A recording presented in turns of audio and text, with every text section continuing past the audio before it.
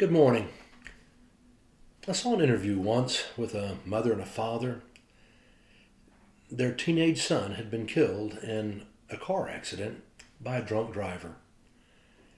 I mean, what a tragedy. So senseless, so needless to lose your son in a car wreck because of a drunk driver. It had certainly torn their life asunder. But what made the story interesting was they started learning about the person who had been driving the other car, and it was a teenage girl. It turned out that she was not a bad person.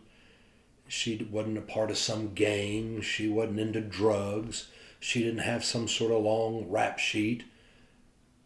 No, she was a good girl who had made a mistake and gone drinking and then chose to drive. They lived in a state where they were really radical about drunk driving and those kinds of things. And they knew that this girl would be going now to prison. I mean, these were serious charges. This happened, you would go to prison. They'd really gotten tough on it. But this mother and father, once they started learning about this girl, who she was, what she was like, they got involved in the judicial system. They started going to the judge and lobbying on this girl's behalf and asking the judge, please, don't send her to prison.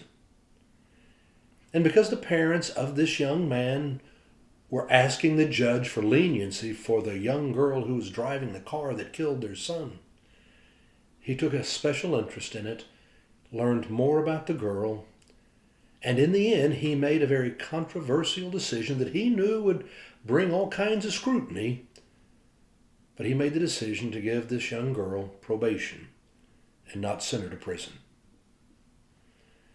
When they were interviewing this mom and dad, they said, why did you do it? And they said, the death of our son was an incredible tragedy. But we didn't see how destroying another person's life would make this tragedy any better. We believe in her. I thought about Paul when he said, true love will bear all things, and believe all things, and hope all things, and endure all things. True love never ends. It's the way that God loves us, and it's the way that He calls us to love one another. And when we choose to love in that kind of a radical love, lives are changed. The world is blessed. I pray today that you and we go out and love with a true love. Have a great day.